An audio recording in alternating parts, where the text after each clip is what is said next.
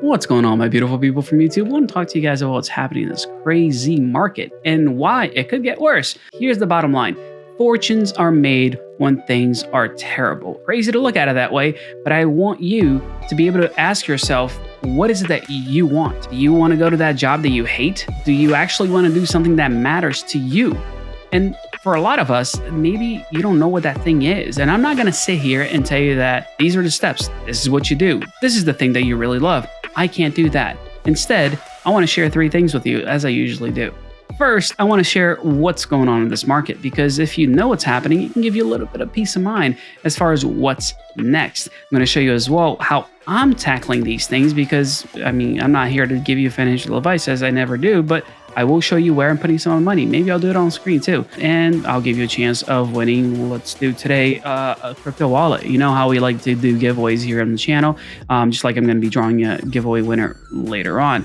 And the only thing I ask from you is to smash that like button, subscribe, maybe share it with a few people. But for you to enter the giveaway, I need to have something from you, like a comment, so that I can go back later on and actually pick your name. If you just drop the answer down below on the comment section to, do you think we're entering a recession in 2022?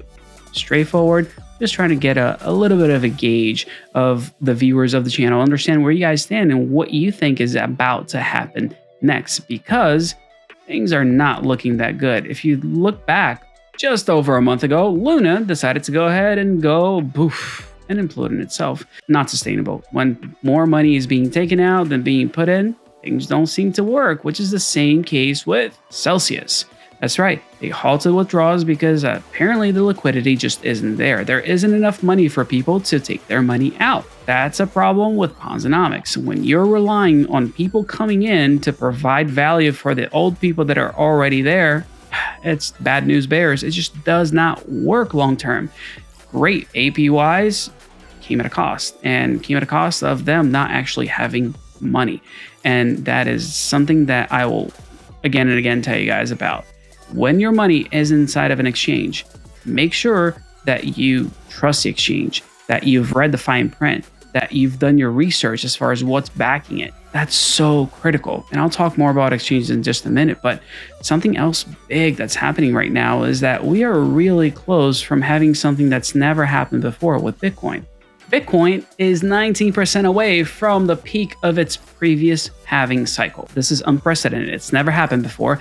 But if Bitcoin drops another 19% or so, it is going to be worth less than what it was worth at the last halving. And this is a little bit wild, especially since the difficulty of the network is still increasing. A lot of these numbers are not making too much sense. So let's focus on the numbers that do make sense, that we can kind of get a little bit of insight as to what's next, because there's plenty of numbers out there. It's just a matter of picking the right ones and taking a look at what's going on. And last time we talked about the Fed, I mentioned that they were looking at increasing interest rates by about 2.5% by the end of the year, which is over 8 times higher than where we were before. However, it's getting worse. I know this is like a video full of bad news, but don't worry, we're going to get to some good news in a minute. The report came out that inflation came in at 8.6%. I know it's high, but it's actually generous, because the way they account for things is a little bit tricky. For example, if you take a look at oil, it's up 106.7%. And all of that added on to the fact that wages are down 0.6% since April, and actually 3% year over year. So even though you might have gotten a raise because of inflation, well, too bad, so sad, your money is worth less. It doesn't matter if you get a raise if inflation is basically taking that money away. If you get a 3% raise, but inflation is at 8%, well, guess what? You just lost 5% of your money. That's why you need to be, aware of the numbers on both sides of the equation. But let's keep at it, because this sounds so phenomenal, doesn't it? I know. Now, the recession talk that I covered earlier, I had a question for you. I want to know if you think we're going to go into the recession. And recession is 2 negative GDP reports back to back. It doesn't matter if it's negative 1%, negative 1,000,000%. And as long as they're negative, 2 of them equals a recession. They're calculating things across the board. And the GDP is really focusing on things that are essential. So you're talking about food, housing, transportation. Those are the items that are, found in there. And the way to calculate it is a little bit tricky because they try to be as positive as possible. So if the cost of an item is going up, if the generic version of that item is still down, like, let's say you got a favorite brand of cookies, that's great. Well, if the generic version of the supermarket brand is still lower, they're not going to take that into account as being higher. They're going to keep the price at the same level. So there is a few things that they will fudge on. Now, let's talk about numbers. There are 3 estimates that are put out when it comes to the GDP report. First one will come in 4 weeks after the quarter is over. So April 28th was when we got the first one. It was negative 1.4. And people were like, oh, this is terrible. And things started to sell out like crazy. That's what happens. People want to hold on to their money when they see a negative report. And then again, on May 26th, the second report came out and it wasn't any better. It was actually worse at 1.5%. So that continued that decrease. Added on with all the stuff that I just mentioned that happened before with Luna, now with Celsius. Now, the next one of these is going to actually take place on the 29th of this month. And it's probably going to be negative. I don't know what to tell you. It's going to be negative. I'm not, no rocket scientist, but if you just look at the numbers, it's going to be negative. And that's okay. We just need to make sure that the next one is positive. And that's going to be the GDP report for Q2, right? That first estimate is supposed to come in on July 28th. When that comes out, hope is that it's positive, because if it's not, that is recession time right there. That's what's going to actually trigger even more stuff going downhill.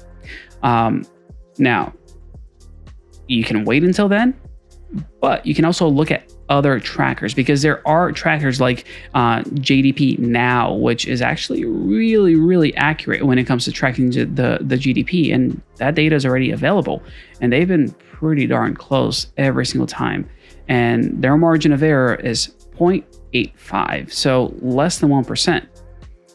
The problem is that they are calculating the Q2 to be at about 0.9% in a positive, which means that their margin of error could basically cancel out the increase. That would be very, very bad if they miss it by that much. So what can we do? Why does this matter? And this is something that I want to bring up, that I saw a crazy article that people were just going to town on. Do I think that Will Daniel is a bad writer?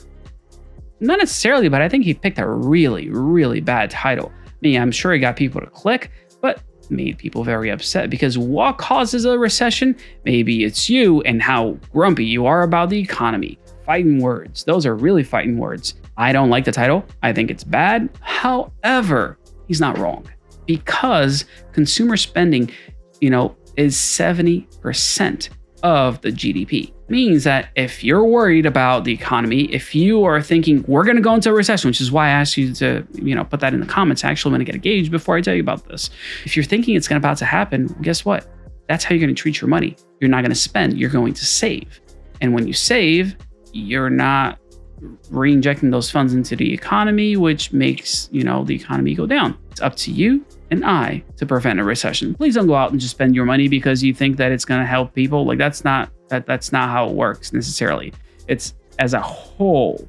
If I'm over here going, I'm going to spend everything I have because I want to support everybody else, well, that's, going to be terrible for my family. So I'm not going to go ahead and do that. Instead, I'm going to do things that are a little bit more sensible and makes more sense. Something you might have heard on the news or out there is stagflation.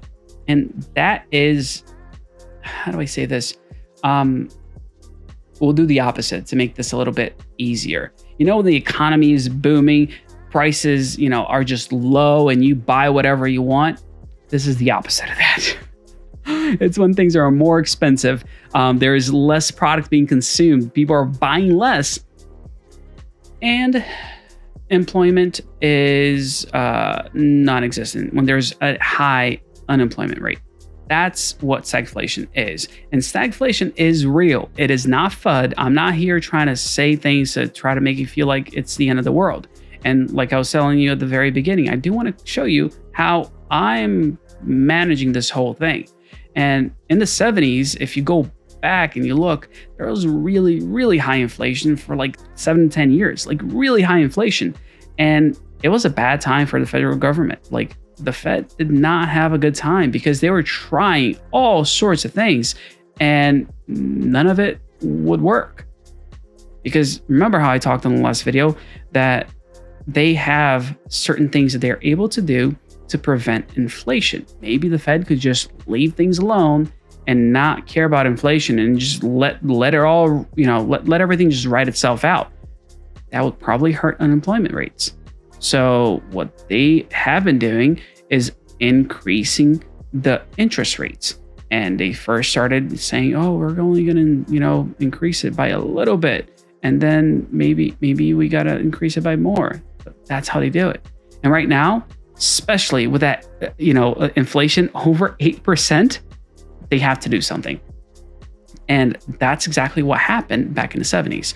Back in the 70s, they increased interest rates to 14%.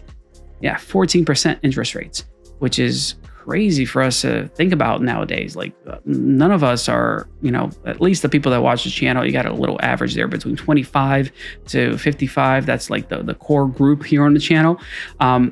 Most of us are not looking at this and going, oh, I know what that's like. No, I mean, we didn't experience it firsthand. Maybe, yeah, you were around, but it wasn't something that you had to physically pony up for. Like you might have seen it, but you didn't really, really experience it. And that 14% was to counteract a 14% inflation. And then they brought it up even higher. They brought that interest rate up to 20% because everybody was hurting with inflation and they wanted to do more. And like that's as high as it got, 20%, which is a lot. Now, if you look at today, maybe you just got a raise. Your company was like, I like you. You're a good employee. We're going to keep you around. Not only that, we're going to give you a raise. Fantastic. Congratulations. But keep in mind that if inflation is higher than what that increase is, you're still losing money. And the inflation is really, really impacting you and impacting your bottom line and your family's bottom line. A trip to, Costco or somewhere is costing a whole lot more. A trip to the gas station is costing twice as much. But if you got a 3% raise, congratulations. We need to change our mindset and the way we look at things, because if increases are not matching what, the price increase of products are at, is it increase at all? That's the question you need to ask yourself. So why are we not in the same position that we were back in the 70s here in the States? Well, a couple of things are different. First, they made some really big mistakes that I hope they don't try to make again, because things would be very, very bad if they did. And there's a strong dollar, right? Like the dollar is stronger than what it used to be. And specifically 3 things that failed back in the 70s, like everyone is aware of this one because it's like it failed hard. Export bans. If we keep products inside of the economy, it's going to generate more. No. Let the free market work. And with the free market, you don't have government subsidies. That's another way that the government tried to, jumpstart the economy. We're gonna be providing this to this sector and this to that sector. And those sectors are just going, oh, okay, cool. I'm going to get paid from the government. Well, I'm just going to increase the prices since they're paying for it anyway.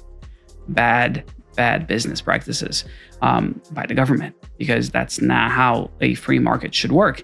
And third was price control. So all the things that should exist in the free market, they were basically chopping them down, and it just made matters worse. So you just say, oh, you have to charge only this amount for milk. And it's like, okay, but that we got to transport it and there's costs associated with it, and gas is more expensive and you don't have control over that price. So how is this going to work? It doesn't work. So the goal is don't do those 3 things that really, really made it worse for everybody else. What they can do, again, is mess with the interest rates. And they talked about a 25 basis points at first because they want to go gradually and slow and build up, kind of build up those numbers a little bit slower. And then they said, no, you know what? We need to go, it's 50 basis points. That was what happened last time. Now we sit here and we're kind of going, okay, inflation is higher than expected. Are we going to stick to that 50 or are we going to go to 75? What's really happening? And that uncertainty is what drives people bonkers. It's what makes markets crash. Whenever, like, things could be terrible, but if we know where things are headed, well, all right, we know how to deal with things. But when there's uncertainty in the market, well, that's when you see a sea of red. The Fed needs to come out strong and make big, bold statements. However, they need to be truthful because the way they've been positioning themselves has been kind of bad. They've been saying, oh, it's okay, it's temporary. It's going to go away really quick. Now they have to go back and go, oh, you know what? It's taking a little bit longer than we thought. So they are stuck between a rock and a hard place right now because they have no choice but to be truthful. And the truth is going to hurt. But they need to have a pretty picture painted at the same time so that people aren't discouraged. Because like I said before, if everyone thinks that things are terrible, well, it becomes a self-fulfilling prophecy. And all of a sudden, boom, everything is terrible. So what they need is to hire a good spin team and show the good in all of this bad. Contact information is on the channel. You can go check that out if you're looking for somebody to actually help you with that messaging. I'm totally joking. I don't want to work for the federal government ever. Now, where do I or we? Well, no, let's not go we. Where do I go from here?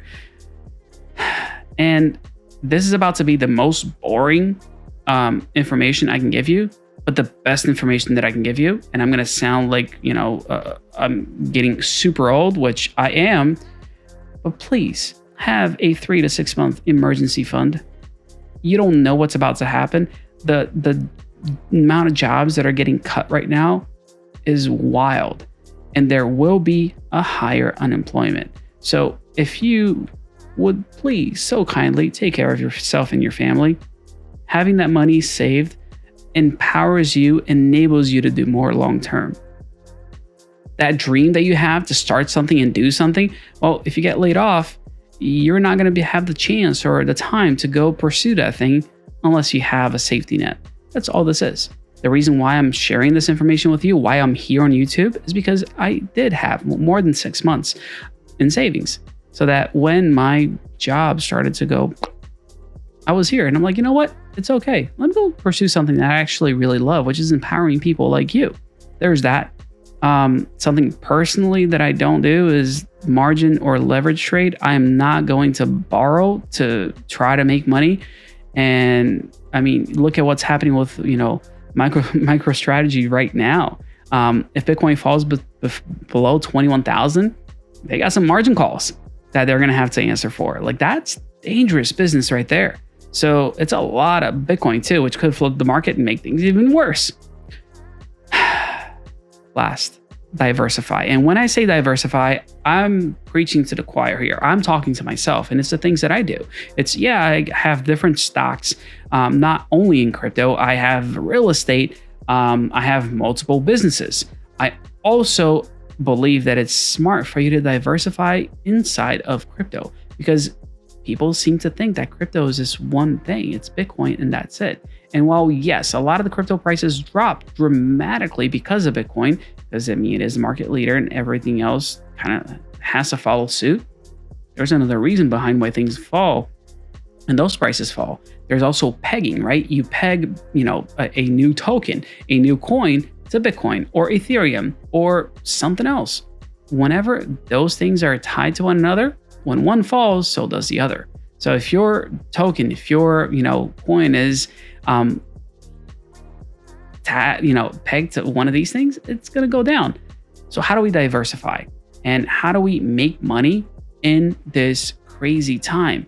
And you might be going, wait. Where's that 100,000 Bitcoin you talked about? I thought fortune favors the brave. All right, let me break this down. 2 things here, right? $100,000 Bitcoin. Why isn't it here? Well, that ETF never happened. That's really what's going on. So Grayscale is working on that, and they have a team.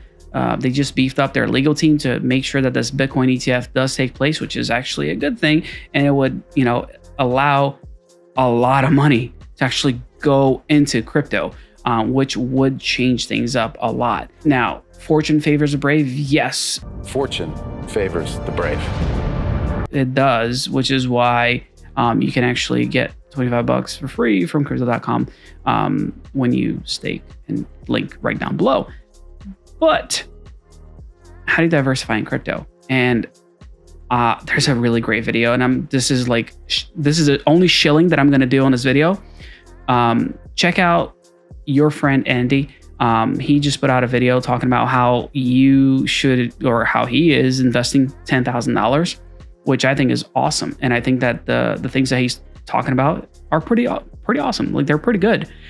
Not everybody has 10 grand laying around. And that is the biggest problem, right? You're like, shut the front door. I don't have that kind of money. What am I supposed to do? How's that going to help me? Well, the strategies that he talked about in that video are actually good. And I have a way for you to actually get into some of those things with a lot less money. And when I say a lot less money, I'm talking about $500. You can actually get into this. And again, not getting paid to say any of this at all. The reason I want to share is because I'm doing it myself. So Wolfer Finance is actually doing $500 NFTs. And the way it's going to work is that anybody that holds the NFTs are going to be receiving the funds that they are able to produce with the money that the NFTs kind of come up with. So think about it as a DAO is the best way to look at it. And the reason why I think is a really great idea is because a lot of people don't have the money to get a Phantom node. Like, great, Phantom is great if you can afford it. A DAG node, an ETH node, like all of these things that are can generate passive income. It's out of the reach of most people. So the way to turn that around and make it accessible, well, if you pull people's money together, guess what? You have the ability of investing in things that are usually more expensive. It's easier to make money when you have money. The richer keep getting richer, and the poor people, well, they stay poor because they can't afford to invest in things. So it's kind of wild, this idea of what they're doing. But again, it's $500. It's a low barrier to entry.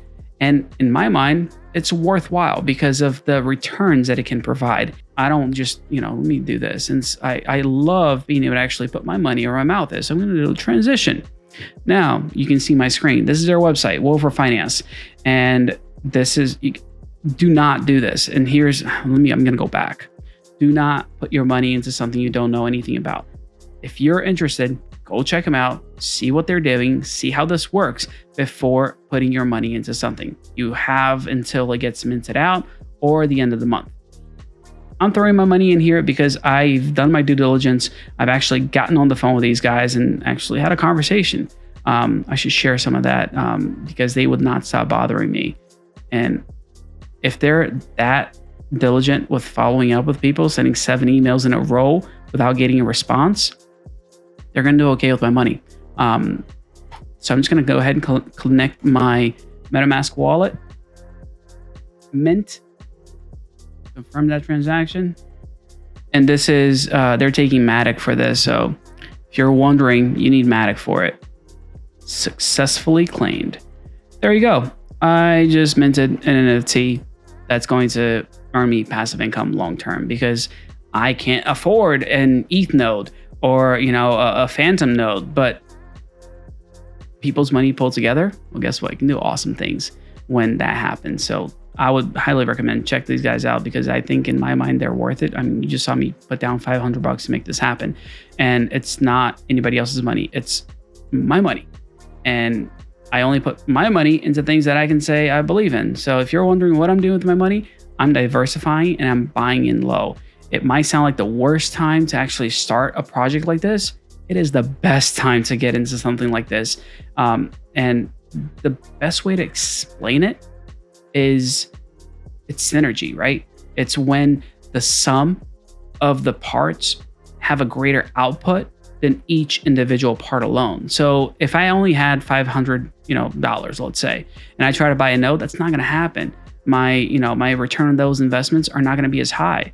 But guess what? When you pull money together and you say, you know what, we're all going to go into this together, well, the outcome is a lot higher.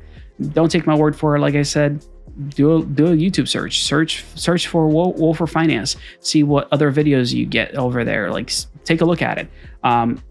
And here's what I'll also tell you, like, I don't go into things like knowing that it's like, oh yeah, this is a for sure deal. But if you take a look at this here, they have minted 2,031 NFTs at $500 each. That means that there is a really, really good opportunity on the table. It's not something that like, oh, this could fail. No. They already have enough money to get this going and kick things off. Now it's just a matter of how big those returns are going to be. I wouldn't put my money in this if I didn't know it was going to be successful in that sense, right?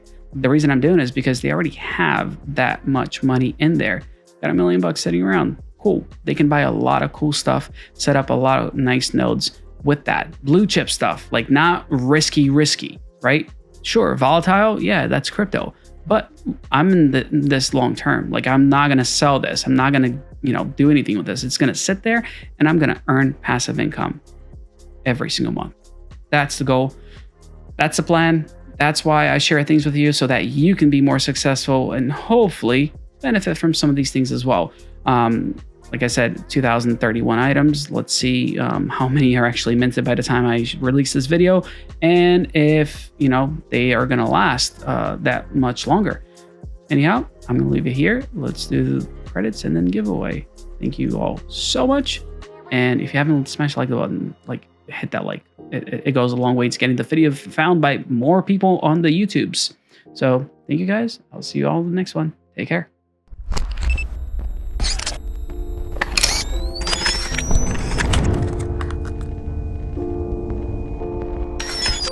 That's right. And wait, that's not all. We're going to go ahead and do screen sharing again because I need to pick a winner for the block giveaway. And I actually already copied this one over here, and I'm going to filter duplicate users, and I'm going to, do 8 because that's what 4 + 4 is.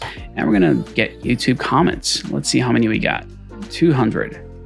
234. All right, let's go ahead and hit start and see who's going to get a block. Oh, Robbie. Yes, I use VPN, private internet access. Robbie, brother, head on over to the Discord. And the reason I say Discord is because there's a ton of scammers on YouTube. You might see like somebody, oh yeah, send me a WhatsApp. Do not send me anything on WhatsApp. I'm not on a WhatsApp. Go ahead and open a ticket inside of the Discord, and I will make sure to send you a free block. Now, something that I always do is also make sure that I do a special giveaway of NFTs, because my NFTs can actually get stuff from it too. So I'm going to pick more winners, but we got to do something special here. We actually have to filter comments based on a specific text, and we're going to do #DeeperGang. And if you had #DeeperGang in your comment, well, guess what? You're gonna be entering this drawing here. Now we have 54. I was like, man, there's a lot of comments. No, 54. That's what I was looking for. Pick a random one. And happy no friends. Bro, Andy is my friend. He will also be your friend, and I will be your friend. Just head on over to... You don't use a deep VPN. That's cool. Deeper Gang, happy no friends. Yeah, head on over to the Discord and open a ticket, and I'll make sure that you get yourself an NFT from the channel. One more, just because we like doing things. Sylvia. Oh, Sylvia. You need to get yourself a DPR device, or DPR earning device is the best way to say it.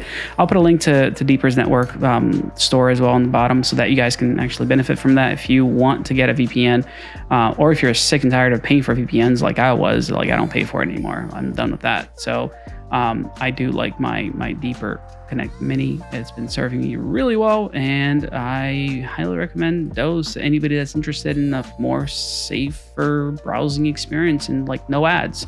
Because you saw my screen, like I don't get any of the ads, no pop-ups. It's all getting blocked by my Deeper Connect unit. So there's that. Hit up the Discord for those giveaways. I'll open a ticket. Do not answer anybody on WhatsApp, because that's just wild. Who does that, right? Like, come on now. Anyhow, I'm going to leave it here. If you guys have any comments, questions, or concerns, drop a comment down below as well. I am going to try to get through as many of those as possible. And as always, find me on Twitter. I mean, I talk nonsense there, almost daily. Sometimes it's good stuff, not all the time. Can't promise you the world, but I do promise you to make some good, awesome videos that you can watch next time on this channel as well. So make sure you subscribe. Thank you all, and I'll see you in the next video. Take care.